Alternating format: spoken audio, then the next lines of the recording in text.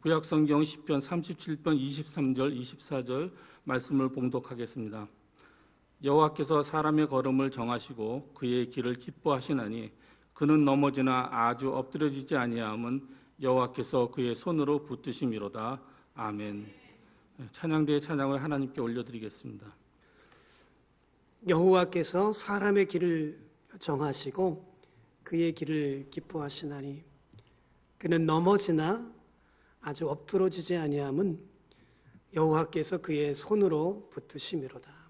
오늘 이 말씀 가지고 여러분과 함께 제가 살아온 시간을 함께 나누면서 은혜 나누고자 합니다. 먼저 부족한 저를 이렇게 초청해 주시고 또 불러주신 우리 목사님, 이리노 목사님과 교우 여러분께 감사의 인사를 먼저 드리고 싶습니다.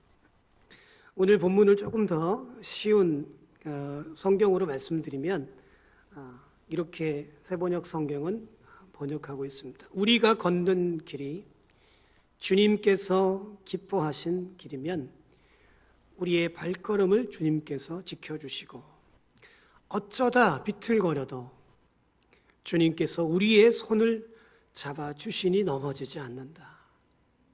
어쩌다 비틀거려도 주님께서 우리의 손을 잡아주시니 넘어지지 않는다. 아멘. 여러분의 인생에 말씀이 있으십니까? 지금까지 살아오시면서 생생하게 경험하신 여러분의 인생의 말씀. 이 본문은 제가 지금까지 독일에서 13년 정도 살아오면서 제 삶을 요약하는 것과 같은 말씀입니다. 제가 가장 생생하게 경험한 말씀이기도 합니다. 철저하게 훈련을 통해서 도달하게 된 제 확신과도 같은 말씀입니다. 제가 직접 경험한 말씀이기 때문입니다. 2009년을 시작하면서 저는 이 말씀을 올해의 말씀으로 받았습니다. 매년마다 여러분의 교회도 그 시간을 가진다고 들었어요. 올해의 말씀. 저희 교회는 올해의 말씀으로 신기한 일들을 참 많이 경험했습니다. 성도들이. 2009년도를 시작하면서 제가 이 말씀을 받았을 때 이제 이 말씀을 나누는 시간을 가졌어요. 새벽 시간에 유학 함께하던 자매가 새벽에 이 말씀을 나눴습니다. 목사님 어떤 말씀이 올해의 말씀이세요? 자매는 오늘 올해의 말씀으로 뭘 받으셨습니까? 말씀을 나눴는데 제가 이 말씀을 이제 읽어주었습니다. 그 자매가 반응이 이랬어요. 목사님 걱정되네요. 올해 말씀이 참 심각하네요. 이 말씀은 저에게 믿음이 무엇인지를 알게 한 말씀입니다. 여러분 믿음을 뭐라고 생각하십니까? 저는 늘 믿음이란 하나님과 함께 떠나는 모험이라고 생각합니다. 하나님과 함께 떠나는 모험. 스위스 유명한 의사분 중에 폴 트루니에라고 하는 분이 계세요. 인격의학이라고 하는 것을 창시한 아주 진실한 크리스천입니다. 이분은 우리 인간에게 세 가지 본능이 있다고 얘기합니다. 하나는 성적인 본능, 또 하나는 죽음에 대한 본능, 그리고 나머지 하나가 모험 본능이라고 이야기합니다. 놀랍게도 이 모험 본능은 가장 하나님과 닮은 것 중에 하나라고까지 이야기를 합니다. 그 이유는 하나님께서는 이 세상을 창조하실 때부터 이미 엄청난 모험을 하시기로 결단하셨다는 것입니다. 잘 생각해 보면 이 세상을 창조하고 우리 같은 사람들을 하나님의 자녀라고 말하시는 것 자체가 하나님 편에서는 엄청난 모험이라는 사실을 알게 됩니다. 우리 스스로를 돌아보면 거울을 보고 제 얼굴을 보면 그런 고백을 하게 됩니다. 하나님 참 대단한 모험을 하고 계십니다. 이런 하나님과 가장 닮은 본능이 바로 이런 모험 본능이라는 것입니다. 저는 약 13년 전에 100% 유학생인 저희 게팅엔 한인교회, 자꾸 게팅엔이 어딘지 잘 모르시더라고요. 저는 밀라노가 어디 있는지 알고 왔거든요. 근데 자꾸 게팅엔이 어디시냐고 모르시더라고요. 게팅엔은 독일의 거의 한 가운데 있어요. 네, 잊지 마십시오. 독일의 한 가운데에 아주 작은 대학 도시입니다. 아주 유명한 대학 도시예요. 그곳에 유학생만 있었던 한인교회에 담임 목사로 올 수 있냐는 물음을 제가 받았습니다. 조건은 이랬어요. 사례비 줄 수 없고 집도 알아서 구해야 되고 비자도 알아서 해결해야 되고 한다는 조건이었습니다. 저를 도와서 추천하셨던 그 권사님이 이렇게 저에게 조언을 해주셨어요. 목사님, 거기를 가면 목사님이 얼마나 살 수 있을지 계산을 해보셔야 됩니다. 그러니까 무턱대고 가시면 안 돼요. 돈은 어떻게 조달하실 수 있는지, 얼마나 버틸 수 있는지를 계산하셔야 돼요. 아주 맞는 말이었어요. 그런데 제가 볼 때 도대체 계산이 안 됐습니다. 아니, 계산하기가 두려웠습니다. 만일에 제가 그것을 다 계산하고 가면 못 갈 것 같았어요. 저는 원래 계산이 되게 빠른 사람 중에 하나인데 그것을 제가 경험한 적이 있어요. 한국에서 사역할 때 마지막 사역했던 한국의 교회에 제가 아직 운전에 미숙할 때였는데 교회 차를 몰고 가다가 교회 주변에 동네분 한 분을 제가 쳤어요. 차로. 근데 물론 한 10km 정도 달리다가 이렇게 속도가 10km인데 그분의 엉덩이를 쳤어요. 근데 그분의 엉덩이를 쳤는데 그분이 놀래서 딱 1m 앞으로 탁 튕겨져 나갔는데 하필 또 약국 창문을 탁 뜯어냈어요. 나중에 그분이 저에게 말씀해 주셨어요. 뭐 하시는 분이세요? 네, 저 바로 위에 교회 목사인데요. 저기 혹시 무슨 일 있으시면 저한테 꼭 연락 주십시오. 그러니까 병원 가자고 했더니 그분이 그러더라고요. 병원 가봤자 건강한 사람도 전치 2주는 만들 수 있습니다. 우황청심환 하나만 사주세요. 그래서 우황청심환 하나로 다 끝났는데 그분이 저기 은혜를 주셨죠.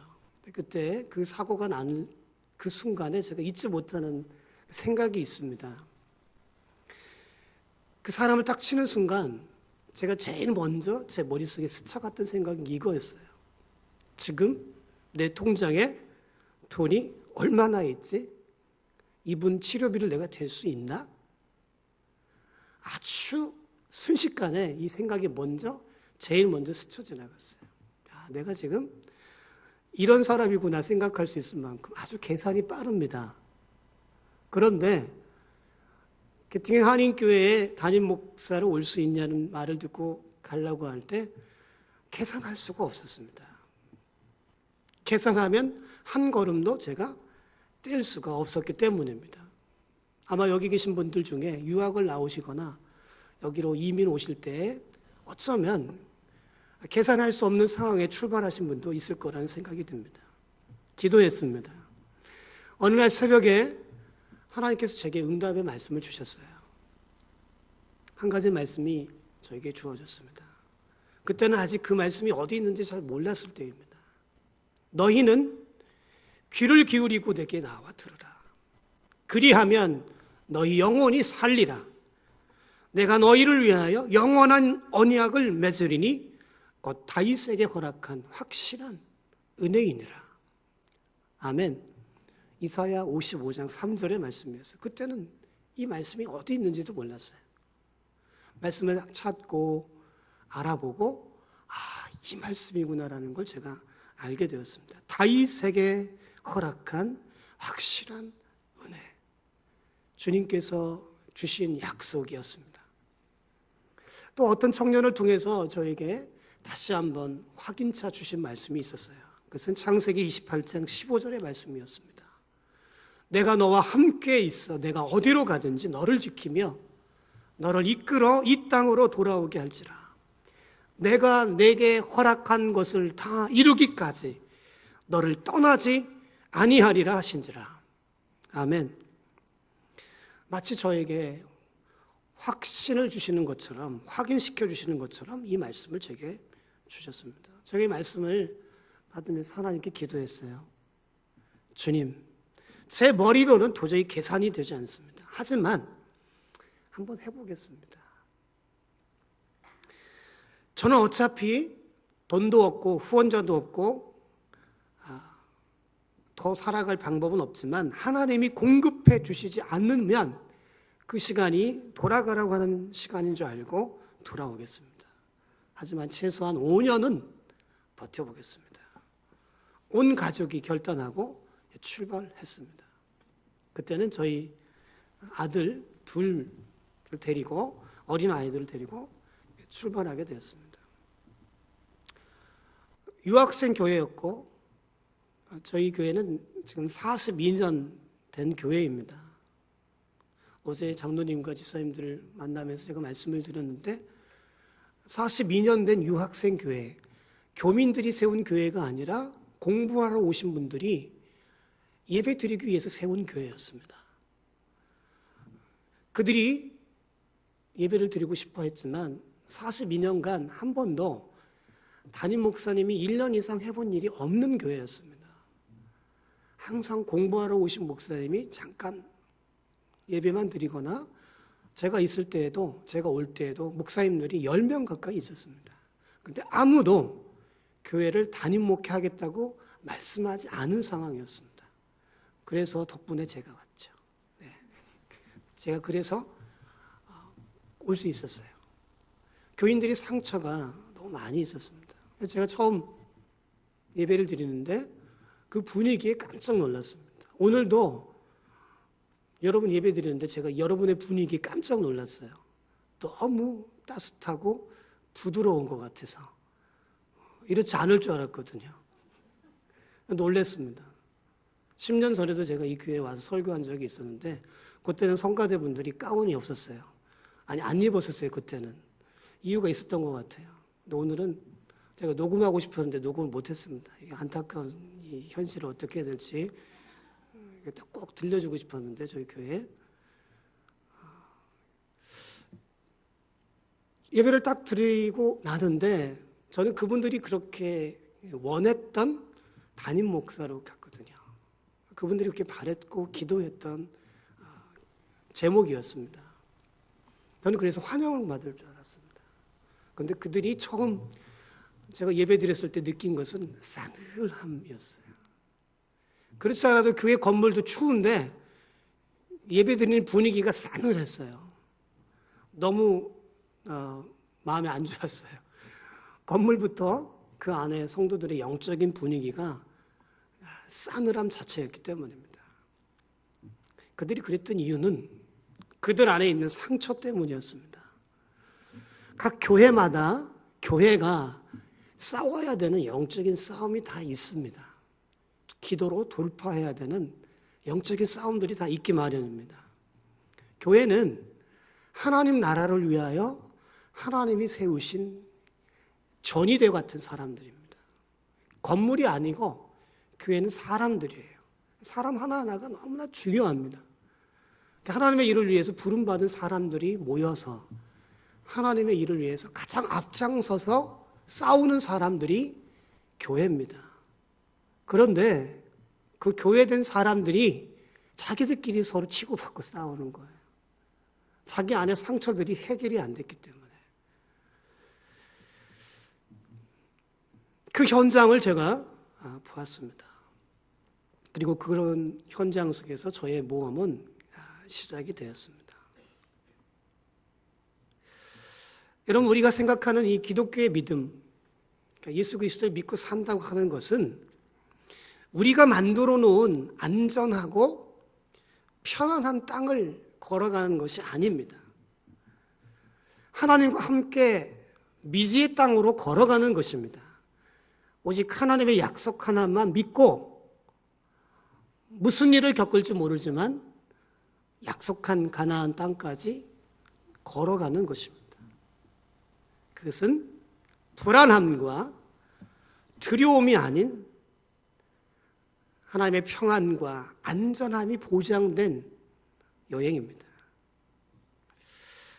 하나님과 함께 떠나는 여정은 결코 편안하지 않습니다. 편안함이 우리에게 약속된 건 아닙니다. 리차드 로우라고 하는 유명한 가톨릭의 수도사가 경험한 이야기가 있습니다. 이분이 우리의 크리스찬의 믿음이 과연 자본주의에 살고 있는 이 사람들이 갖고 있는, 우리 같은 사람들이 갖고 있는 이 믿음이 더 순수할까? 아니면 공산주의 하에서 사는 사람들이 갖고 있는 믿음이 더 순수할까? 이것을 그분이 연구를 한 것이 아니라 체험적으로 알게 되었어요. 우리가 생각할 때는 우리의 믿음이 꽤 괜찮은 믿음이라고 착각할 수 있습니다. 그런데 그분이 발견한 것은 놀랍게도 고난이 있고 핍박이 있는 곳에 그리스도인들의 믿음은 편안하고 자본주의 안에서 살아와서 배웠던 믿음보다도 더 순수하다는 것을 발견했어요. 다시 말하면 그들이 받는 그 고난이 그들의 믿음을 더 순결하고 순수하게 만들었다는 것을 알게 된 것이에요. 우리 인생이 우리가 생각하는 것보다 훨씬 더 크게 하나님께서 일하시고 하나님께 더 가까워지도록 만드는 것이 바로 이 고난이라고 하는 시간을 통해서 하나님이 하시는 일이라는 얘기입니다. 게트겐에서 제가 보냈던 이 시간들을 통해서 하나님이 그 어려움들이 많이 있었는데 여러분들도 마찬가지라고 생각이 됩니다. 그 어려움들을 통해서 제가 한 가지 확인한 것이 있었어요. 그것은 제가 진짜 목사인지, 제가 정말 하나님을 믿는 사람인지, 어떤 상황에도 하나님을 믿는 사람인지를 테스트한다는 것을 제가 알았습니다. 하나님께서 저를 그렇게 훈련시킨다는 것을 알았어요. 게트겐에 간 지 한 1년 정도 되었을 때 새벽 2시에 갑자기 초인종이 울렸습니다. 깜짝 놀라서 내려갔어요. 그랬더니 검은 제복을 입은 등치 큰 독일 경찰 2분이 딱 초인종을 누른 거예요. 놀래가지고 무슨 일인지, 아마 여러분들 집에 계시는데 이태리 경찰이 딱 초인종을 누르시면 새벽에 뭐하러 오신 것 같을까요? 잡으러 왔거나 뭔 일이 확인하러 왔거나 둘 중에 하나겠죠. 상당히 두려움이 있었는데 아직 독일어가 익숙치 않을 텐데 그분이 하는 얘기를 들어보니까 이랬어요. 집 앞에 차들이 쭉 주차해 있었는데 그 중에 차 하나가 불이 났다는 것입니다. 차가 불이 났대요. 근데 그 차 주인을 찾고 있는 중이라는 것입니다. 그 이야기 듣는데 다 이해는 못했지만 아유 참 안 됐다. 누구 차인지 몰라도 이렇게 생각하고 있었어요. 그 주인을 찾느라고 여권을 가지고 오라고 그래서 갖다 줬어요. 딱 여권을 보더니만 경찰이 하는 말이 그 차가 당신 차야. 제가 그때 10년이 지난 이 중고차를 이렇게 타고 있었습니다. 차를 오후 6시에 주차해 놓고 있었거든요. 새벽 2시경에 주차해 놓은 차가 불이 났다는 거예요. 달리고 있는 중도 아니고 뭐 해가 뜨거워서 열받은 것도 아니고 밤에 가만히 있는, 경찰 하는 말이 10만 분의 1의 확률로 그럴 수 있다는 거예요. 가만히 서 있는 차가 이렇게 불이 나서. 경찰을 따라갔습니다. 이미 소방차가 와서 불 다 끄고 갔어요. 차를 봤더니 운전석 옆이 새까맣게 타가지고 차가 완전히 못 쓰게 되었어요. 제 안에 두려운 마음이 이렇게 딱 찾아왔습니다. 마치 누군가가 저를 공격하고 있다는 생각이 들었기 때문에 그때 마침 교회에 어려운 일이 있었어요. 저를 공격하고 교회 전체를 힘들게 하는 사람이 있었어요. 속으로 혹시 그 사람이 이렇게 나 차를 이렇게 태웠을지도 모르겠다. 죄송합니다. 이 목사가 그런 생각을 하고 그만큼 마음의 두려움이 이렇게 찾아왔었어요. 저보다 제 아내가 더 두려움을 갖게 됐어요. 돌아가야 되나? 이게 견딜 수 있을까? 이게 앞으로 어떻게 될지 저희가 여러 가지 생각들이 찾아왔습니다. 엄청난 내적인 싸움들을 하기 시작했어요. 저는 그 가운데 그 두려운 순간에 포기하지 않고 하나님을 의지하는 훈련을 해야만 했습니다. 또 한 해가 지나면서 저희 어머니가 위암 말기로 이렇게 고생하시다가 갑자기 소천하셨어요. 그리고 저희 집에 선물처럼 셋째 아이가 태어났습니다. 똑같이 아들입니다. 세 아들. 네, 매일 전쟁터입니다. 네. 이사를 하게 되었어요.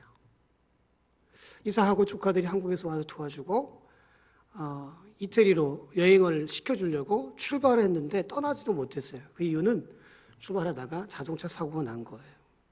자동차 빌린 차가 옆면이 완전히 망가져서 고쳐야 됐습니다.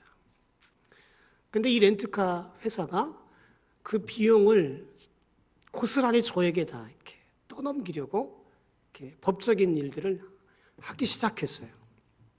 그 회사 이름은 직스트입니다. 식스트. 알아두세요. 죽을 뻔한 사고에서 제가 엄청난 일을 당했어요. 그때 1유로가 거의 2,000원 할 때였습니다. 그러니까 수리비로 나온 것이 1만 유로였습니다. 그런데 소송하고 나오면 소송에서 지면 2만 유로까지 제가 다 책임을 져야 되는 그런 상황이 왔습니다. 설상가상으로 그때 제 아이가 막내가 태어날 때인데 수술하고 나서 나온 비용이 4,000유로. 보험사에서 한 푼도 줄 수 없다는 편지를 받았습니다. 문제가 생겼어요. 제 아내가 3번 다 제왕절개를 했는데 이 비용을 전혀 대줄 수 없다는 것입니다. 이 소식들 가운데 제가 2009년을 화려하게 맞이하고 있었던 것이죠. 그리고 이 말씀을 제가 받았던 것입니다. 올해의 말씀. 이 말씀을 읽는데 저는 너무나 큰 위로와 확신을 얻게 되었어요. 그냥 말씀을 읽을 때 잘 알지 못하던 것을 저희가 아침 저녁으로 거실에다가 이 말씀을 붙여놓고 지나갈 때마다 이 말씀을 붙잡고 기도할 수밖에 없었습니다. 그 말씀을 읽는데 특별하게 24절 말씀이 저에게 확신을 주었어요. 그는 넘어지나 아주 엎드러지지 아니함은 여호와께서 그의 손으로 붙드심이로다. 저가 넘어지나 넘어지는군 하는구나. 근데 아주 엎드러지지는 않으면 제가 이게 다리 다 뻗치고 엎드러져 있는 개구리가 생각이 나더라고요. 딱 땅에 붙어 있는. 넘어지긴 하지만 아주 엎드러지지 않도록 주님께서 약속하고 계시구나. 이 말씀을 매일매일 붙들고 기도할 수밖에 없었습니다. 그 당시 이미 저희는 돈도 다 떨어지고 후원자도 없고 통장도 딱 돈이 없었을 때였습니다. 교인들도 알았습니다. 지금은 영남대 교수로 계신 분 가정이 이 상황을 알고 저희를 생각해서 이렇게 말씀해 주셨어요. 목사님, 야반 도주하세요. 밤에 몰래 독일을 떠나세요. 살아갈 형편도 안 되는데 어떻게 그 빚을 다 감당하려고 하시냐고. 교수님이세요. 매일 엄청난 압박과 두려움 속에서 철저하게 하나님만 하는 훈련을, 하나님만 보고 의지하는 훈련을 했던 시간이었습니다. 제가 말씀을 들어보니까요, 장로님이랑 다른 교우들 말씀을 들어보니까 아마 저보다 훨씬 더 심각한 상황들을 경험하신 분들이 많이 있는 것 같아요. 2009년도 말에 하나님께서 제게 응답해 주셨습니다. 이 자동차 사고 문제는 한 푼도 제가 더 내지 않고 다 해결되었습니다. 하나님께서는 희한한 방법으로 이 아이 출산하고 나서 나왔던 그 돈도 딱 1,000유로만 제가 할부로 내도록 하고 다 해결되었어요. 뭐 남의 일이니까 별로 이렇게 감동도 없잖아요. 근데 저는 엄청난 감동이 있었어요. 제 일이거든요. 그 과정에 하나님께서 하시는 방법이 너무 놀라웠어요. 하나님 사람을 붙여주시는데 지금도 얼굴도 보지 못하신 분이 전화로 저를 도와줬는데 그분이 얼굴을 만나지도 못했어요. 그분에게 무슨 선물 하나 준 적도 없습니다. 근데 그분이 저를 도와서 이렇게 말씀하시는 거예요. 목사님, 제가 이번에 목사님을 위해서 이 사람을 만나서 한번 시도해 보려고 합니다. 이 문제를 해결해 보려고 합니다. 기도해 주세요. 마치 그분의 일처럼 저에게 기도를 부탁하는 거예요. 하나님께서 희한한 방법으로 그 일들을 해결하도록 하셨어요. 제가 도와달라고 요청한 적도 없습니다. 이 시간들을 통해서 저는 배운 게 있어요. 아무리 힘겹고 어려운 시간이 와도 사람들을 의지하는 것이 아니라 하나님만 의지해야 되는 것입니다. 정말 하나님께만 기도해야 되는구나. 힘들고 어려우면 여러분 어떡합니까? 친구에게 전화하고 아시는 분에게 전화하고 도움이 될 만한 사람에게 전화해서 도와달라고. 제가 하나님하고 약속한 게 있었어요. 주님, 제가 가난한 제 사례비 하나 줄 수 없는 형편의 교회를 이제 목회를 하고 가는데 아무리 어려워도 돈이 필요해도 제 형제들에게 돈을 보내달라고 전화하지 않겠습니다. 믿음이 아직 부족하거든요, 그분들이. 믿음도 없는 분들에게 그런 말을 할 수 없어요. 설사 믿음이 있어도 그런 부탁하기가 어렵습니다. 하나님께만 기도하겠습니다. 희한한 것은 하나님이 저의 마음을 알아주셨어요. 교회도 다니지 않는 저희 동네 교민들이 자기들은 십시일반으로 이렇게 고맙다고 50유로, 100유로 이렇게 준 때가 있었어요. 저희가 이제 교민들을 위해서 김장도 해서 주고 막 이런 일들을 몇 번 했거든요. 근데 그분들은 잘 모릅니다. 왜 그분들이 이렇게 저희에게 고맙다고 50유로, 100유로를 줬는지. 그 돈이 저희가 한 주간 살아갈 돈이었을 때가 많이 있었어요. 하나님이 희한한 방법으로 그것을 경험하게 해주셨습니다.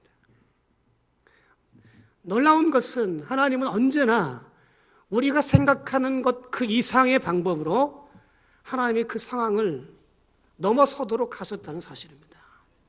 저는 알아요. 이런 일들을 통해서 하나님께서는 저를 철저하게 인도해 주셨다는 것을 저는 말할 수 있습니다. 많은 어려움들을 통해서 분명하게 확인한 것이 있어요. 그제서야 제가 하나님을 신뢰하고 있다는 것을 말입니다.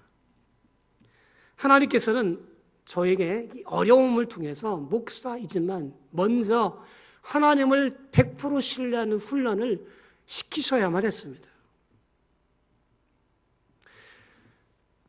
어려움들을 좀 다 정리하고 제가 이제 5년의 시간이 지나니까 떠나야 되나? 이런 생각도 되더라고요. 근데 눈을 떠보니까 10년이 지나 있었어요. 정신이 하나도 없었어요. 그 시간을 지나면서 이제 제 아내와 제가 대화를 많이 하는데 한참 대화를 많이 하는 편입니다. 아내하고는. 어느 날 제 아내하고 그랬어요. 제가 물어봤어요. 여보, 하나님께서 당신과 나를 이렇게 사용하신다고 하면 무엇 때문일 것 같아요? 무엇 때문에 하나님이 당신과 나를 사용하시는 것 같아? 이렇게 물었습니다. 근데 제 아내가 제가 너무 듣고 싶은 저하고 똑같은 대답을 했었습니다. 그것은 내가 하나님을 위해서라면 기꺼이 고생할 준비가 되어 있기 때문이 아니겠어? 저희들 자랑하려고 하는 말이 아닙니다. 여러분, 조금 고생이 될지는 모르지만 하나님이 인도하시는 길을 가기 위해서 기꺼이 고생할 준비가 되어 있습니다. 전 여러분도 그런 준비가 되어 있기를 축원합니다. 괜찮아요, 여러분. 하나님을 위해서 고생하는 건 괜찮습니다. 하나님 아버지께서 책임지시기 때문입니다. 옆에 있는 분에게 한번 괜찮아요, 안 죽어요, 이렇게 한번 인사 한번 하세요. 하나님을 위해서 고생하시는 거 괜찮습니다. 여러분, 제가 경험하고 깨달은 것은 다른 것이 아니었어요. 믿음이란 다른 것이 아니라 그냥 단순하게 하나님께 내 삶을 맡기는 거라는 것. 근데 이상하게도 저희 교회는 이게 똑똑한 사람들이 참 많았어요. 학벌도 좋고 다 교수 자원으로 이렇게 공부하러 오신 분들이 많았어요. 이성적인 분들이 많죠. 희한하게도 이성적이면 이성적일수록 자기가 이성적이라고 생각하는 사람일수록 하나님께 맡기는 걸 잘 못하더라고요. 그게 불안하대요. 자기가 계획하고 생각한 대로 가는 게 가장 편안한 거예요. 그러니까 하나님께 맡기면 오히려 더 불안함을 느끼는 것이었습니다. 왜냐하면 그것이 너무 어리석어 보인다는 것이었어요. 여러분, 믿음은 그렇지 않습니다. 어리석어 보이는 것 같지만 하나님께 자기의 삶을 다 맡기면 비록 비틀거리고 넘어질 수 있지만 다시 일어서게 됩니다. 헨리 나우엔이라고 하는 유명한 기독교 작가가 있으시죠. 그분이 이런 이야기를 해주시는 것을 읽었어요. 서커스 아시죠? 공중고개 하시는 분. 거기는 두 분이 있습니다. 한 분은 열심히 공중에 날아서 고개하시고 한 분은 그네에 매달려서 왔다 갔다 하면서 그분을 잡아주고 던져주고 하는 그런 일을 합니다. 보통 사람들은 고개하시는 분에게 박수를 보내고 막 이렇게 칭찬하고 그런답니다. 그런데 그 공중 고개를 하는 분보다 더 중요한 사람이 사실은 그네에 매달린 분이라는 것입니다. 그 공중 고개 하는 분이 그래요. 사실 제가 공중에서 멋진 쇼를 하고 고개를 할 수 있는 것은 그 그네를 타서 나를 잡아주는 그분이 있기 때문입니다. 그분을 캐쳐라고 하는데 만일에 그 캐쳐가 1초의 착오라도 있어서 저를 놓치거나 못 잡으면 저는 그 자리에서 죽게 됩니다. 제가 긴 점프와 함께 날아오면서 공중에서 고개를 할 때 그분이 왔다 갔다 하면서 저를 딱 잡아줘야 그분에게 내가 완전히 맡기고 그분을 믿을 때에 이 고개는 성공적으로 끝날 수 있습니다. 제가 하는 것은 아무것도 없습니다. 이런 얘기를 하고 있는 거예요. 사람들이 물었습니다. 정말 당신은 아무것도 하는 것이 아닙니까? 저는 아무것도 하지 않습니다. 그네를 타고 나는 사람이 할 수 있는 최악의 일은 자기가 그 캐쳐의 손을 잡으려고 하는 것입니다. 만약 내가 그 캐쳐의 손을 잡으려고 그 사람을 잡아다니거나 그 일을 할 때 자칫 잘못하면 그 캐쳐의 팔목이 부러지거나 내 팔목이 부러져서 둘 다 위험해질 수 있기 때문입니다. 우리 둘은 끝장날 것입니다. 그저 나는 그 캐쳐가 나를 잡아줄 것을 믿고 양팔을 내밀어야 합니다. 그가 이런 이야기를 하고 있었습니다. 여러분, 믿음은 참 이와 같은 것입니다. 두려워하지 마십시오.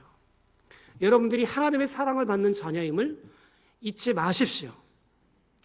그분을 잡으려고 억지로 잡으려고 하지 마십시오. 이미 그분이 우리를 붙잡고 계시기 때문입니다. 그냥 양팔을 하나님께 내어 맡기십시오. 그리고 믿으십시오. 믿으십시오. 하나님이 여러분들을 인도해 가실 것입니다. 하나님은 우리가 세상에서 성공하는 것보다 신실함을 원하십니다. 우리는 세상에 성공하기 위해서 부름을 받은 자들이 아닙니다. 신실함을 위해서 부름을 받은 자들입니다. 성공보다 더 중요한 열매가 신실함입니다. 독일어 성경에 우리 성경을 가톨릭 교회에서 제일 먼저 번역한 것이 루터잖아요.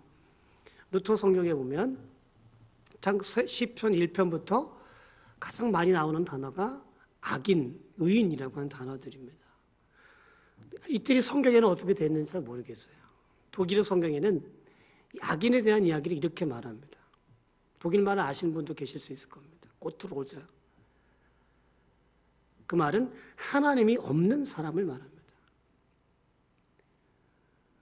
성경에서 말하는 악인은 하나님을 전혀 모르는 사람을 말하는 것이 아닙니다. 이미 믿음의 공동체 안에 있지만 그의 삶 속에 하나님을 인정하지 않고 하나님을 의식하지 않고 살아가는 사람을 악인이라고 이야기하는 것입니다. 하나님을 전혀 의식하지 않아요. 하나님을 전혀 믿지 않는다는 얘기입니다. 믿음이란 철저하게 맡긴다는 것을 말합니다. 내가 걸어보지 않은 그 길을 하나님께서 가게 하실 때 하나님과 동행하는 것을 믿고 그 하나님만 의지하면서 저의 인생을 하나님께 내어 맡기고 한 걸음 한 걸음 신실하게 걸어나가는 것, 그것이 믿음의 길입니다. 그 사이에 일어나는 어떠한 일, 어떤 두려운 일도 여러분 미리 두려워하지 마십시오. 하나님이 여러분을 붙들고 계시기 때문입니다. 혹여 조금 비틀거려도 두려워하지 마십시오. 하나님이 다시 여러분을 붙잡고 계십니다. 하나님이 여러분의 인생의 주인이 되심을 철저하게 의지하고 하나님과 담대하게 동행하시는 믿음의 길을 걸을 수 있기를 간절히 축원합니다. 아멘.